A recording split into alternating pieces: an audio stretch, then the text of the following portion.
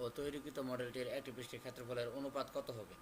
আমার টেবিলটির দৈর্ঘ্য a = 100 semi, প্রস্থ b = 80 সেমি, উচ্চতা c = 60 সেমি এটি ধরে নিয়েছি। টেবিলটির দৈর্ঘ্য প্রস্থ উচ্চতা আমাদের দেওয়া ছিল না, তাই আমরা যে কোনো পরিমাপ ধরে নিতে পারি।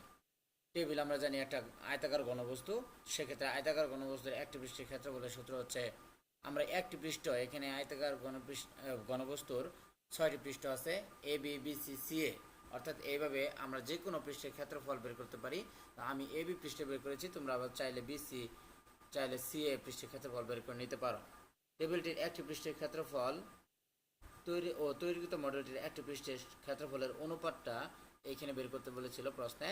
তাই আমরা উপরের প্রশ্ন পেয়েছিলাম তৈরিকৃত মডেলটি অর্থাৎ ঘনকের একটি পৃষ্ঠের ক্ষেত্রফল পেয়েছিলাম 64 বর্গ সেন্টিমিটার। একটি তল বা পৃষ্ঠ একই বিষয় বোঝায়, তাই 64 বর্গ সেন্টিমিটার। আর এখন টেবিলটির একটি পৃষ্ঠের ক্ষেত্রফল পাইলাম 8000 বর্গ সেন্টিমিটার, অর্থাৎ এই 64 দ্বারা এই দুইটাকে যদি আমরা ভাগ করি তাহলে পাবো 1:125। 5 নং প্রশ্নে বলা আছে, কাজ 1, সাশ্রয়ী হই সঞ্চয় করে উল্লিখিত টেবিলটির সমগ্র পৃষ্ঠতলের ক্ষেত্রফলের সাপেক্ষে তৈরিকৃত মডেলটির সমগ্র তলের ক্ষেত্রফলকে শতকরায় প্রকাশ করো। আমার টেবিলটির দৈর্ঘ্য প্রস্থ এগুলো আবারও লিখে নিলাম। প্রথম অবস্থায় আমরা 4 নং প্রশ্নে লিখে নিয়েছিলাম, ওই প্রস্থের মান অনুযায়ী আমাদের করতে হবে।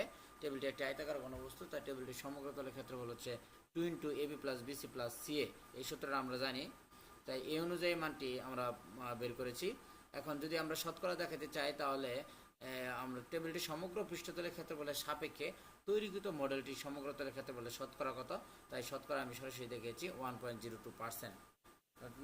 এ পর্যন্ত আমি কাজ 3 অতি শীঘ্রই তোমাদেরকে সমাধান দেব।